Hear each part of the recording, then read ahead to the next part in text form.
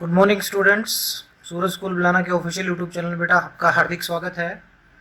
अगर चैनल को अब तक सब्सक्राइब नहीं किया मेरे प्यारे बच्चों तो चैनल को सब्सक्राइब करें, बेल आइकन को प्रेस करें ताकि लेटेस्ट वीडियो नोटिफिकेशन आपके पास पहुंचती रहे।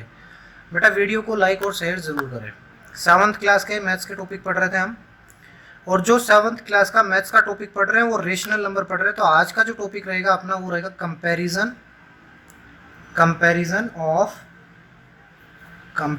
Of two rational numbers.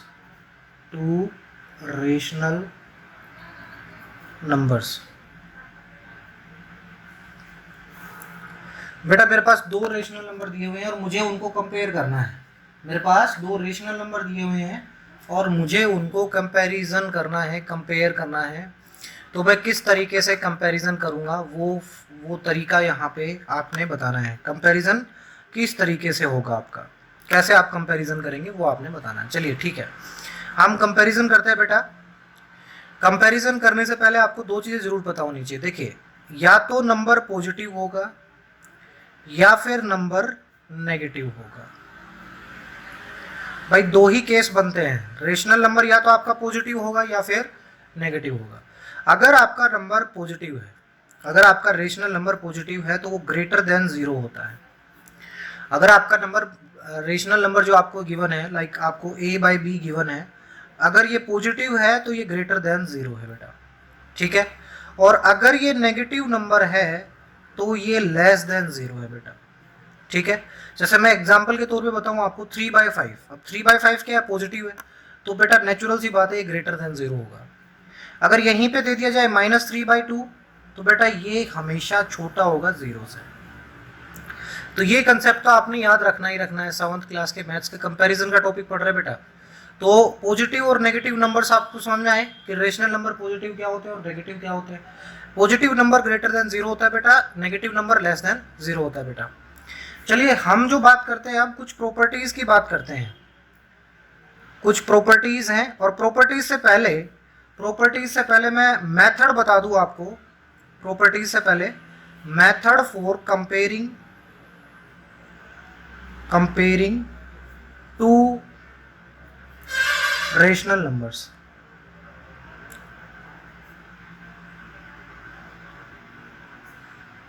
अगर बेटा आपके पास दो रेशनल नंबर है और आप उनको कंपेयर करना चाहते हैं तो उसके कुछ मेथड होते हैं। पहला स्टेप क्या होता है बेटा, स्टेप 1 में आपने क्या करना है, rewrite all the given rational number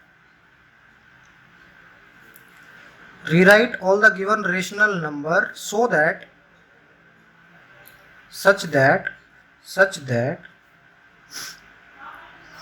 denominator is positive. हमें सबसे पहला स्टेप तो बेटा क्या बनाना है, हमें बेटा डिनोमिनेटर को पॉजिटिव बनाना है।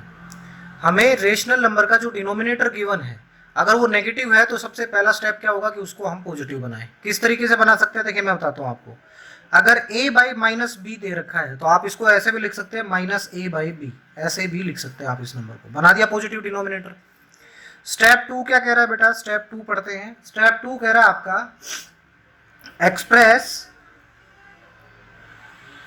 The given rational numbers with same denominator.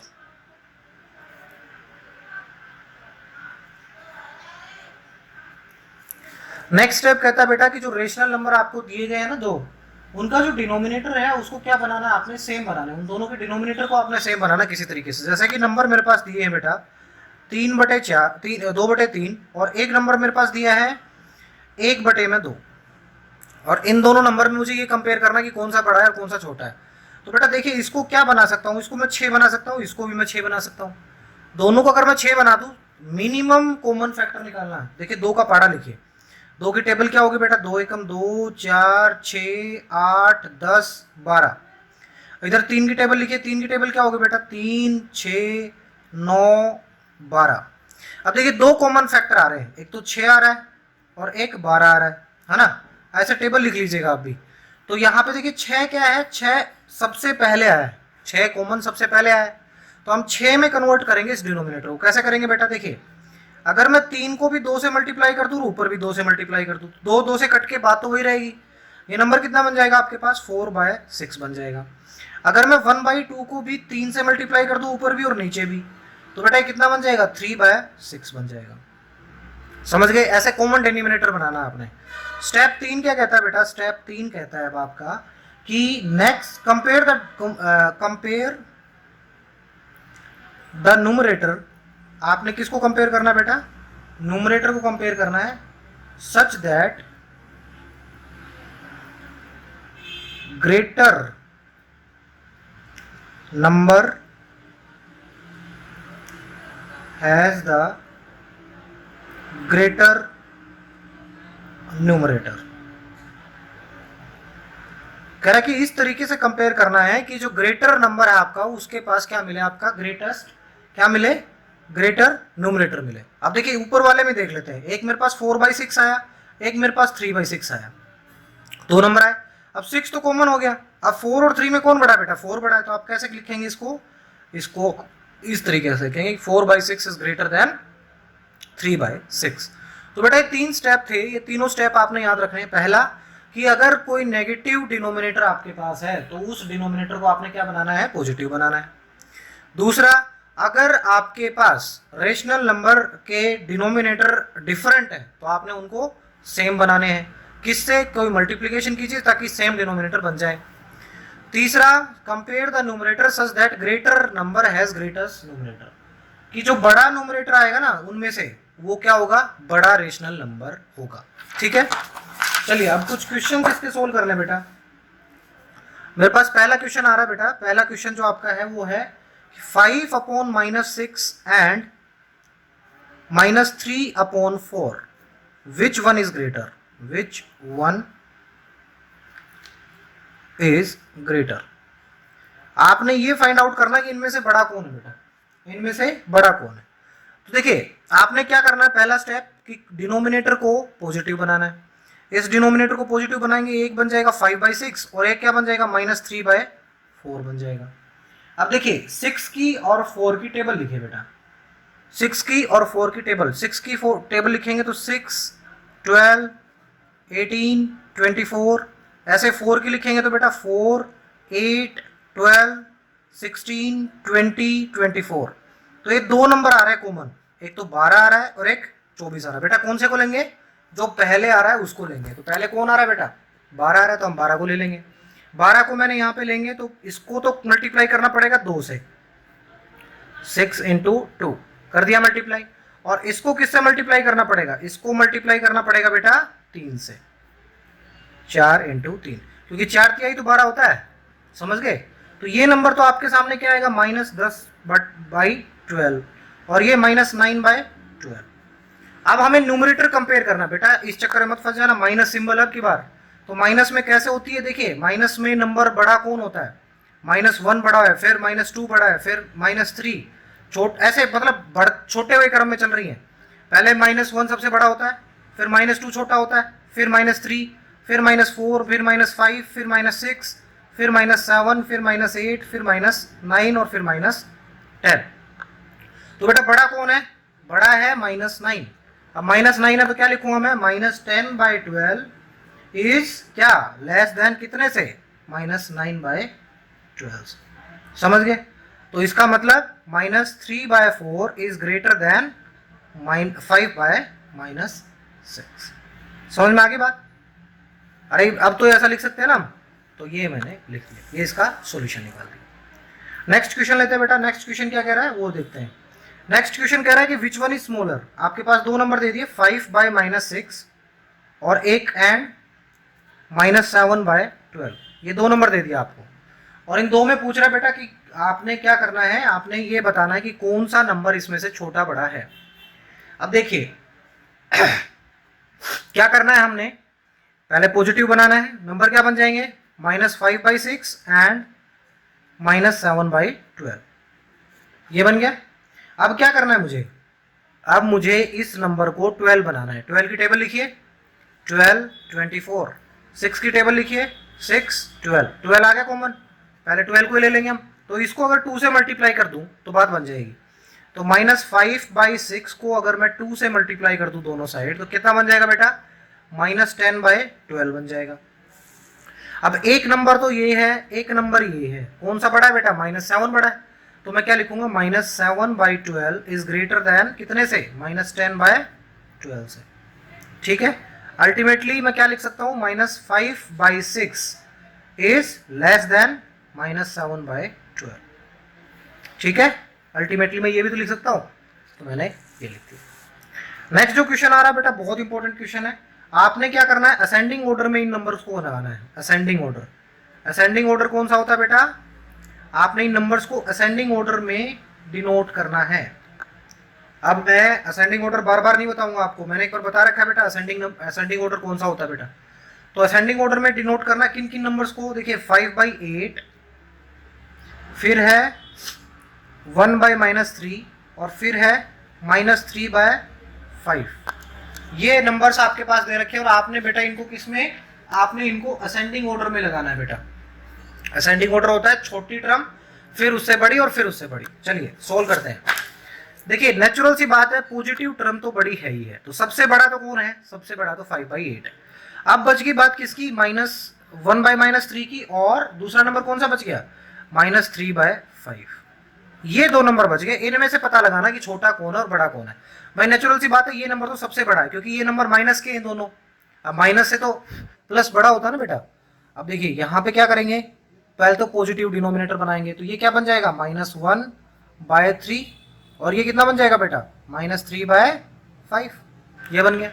अब देखिए हम 15 इसमें क्या आ सकता है, 15 इसमें देखिए 3 की टेबल लिखिए, 3, 6, 9, 12, 15, और 5 की लिखिए, 5, 10 और 15। 15 आ गया कॉमन, तो मैं इसको भी 15 बनाऊंगा, इसको भी 15 बनाऊंगा, तो -1/3 इंटू 5 इंटू 5 बन गया 15 एक तो, और -3 इंटू 3/5 इंटू 3 बन गया ये भी 15। कितना बन गया बेटा, -5/15, और दूसरा कितना बन गया, -9/15। ये बन गया। अब बेटा क्या कह रहा है, अब आपसे कह रहा है कि आपने क्या करना है, आपने क्या फाइंड आउट करना है बेटा, आपने अब इन दोनों में से बड़ा और छोटा फाइंड आउट करना है। अब आपको एक चीज पता लग गई होगी, -5/15 इज ग्रेटर देन -9/15। अब असेंडिंग ऑर्डर कौन सा होता है बेटा, सबसे छोटी टर्म पहले। अब सबसे छोटी कौन सी निकल के आई, हमें सबसे छोटी कौन सी निकल के आई, ये सबसे छोटी है, तो मैं क्या लिखूंगा, -3/5 is greater than, less than किससे, 1/-3, और ये भी छोटा है किससे, 5/8। ये आपका क्या आ गया बेटा, ये आपका क्या आ गया, ये आपके असेंडिंग ऑर्डर आ गया। समझ में आ गया क्वेश्चन, बहुत इजी क्वेश्चन था बेटा, समझ में आ गया, बहुत बढ़िया। चलिए नेक्स्ट क्वेश्चन लेते हैं बेटा। नेक्स्ट क्वेश्चन क्या कह रहा है, नेक्स्ट क्वेश्चन से पहले मैं ये फाइंड आउट करता हूं कि फाइंडिंग रेशनल नंबर्स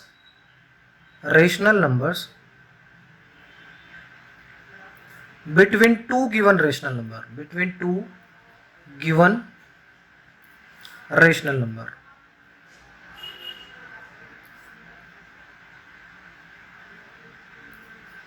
मेरे पास दो रेशनल नंबर दे रखे हैं और मुझे उनसे क्या बनाना बेटा, मुझे उनमें से ही रेशनल नंबर फाइंड आउट करने हैं। तो ऐसे क्वेश्चन में क्या करते हैं बेटा, देखिए मुझे जैसे कि 2/7, हमें सेम डिनोमिनेटर लेना है। बात पहली स्टेप तो वही आएगा, हमें सेम डिनोमिनेटर चाहिए, हमें डिनोमिनेटर जो चाहिए वो सेम चाहिए।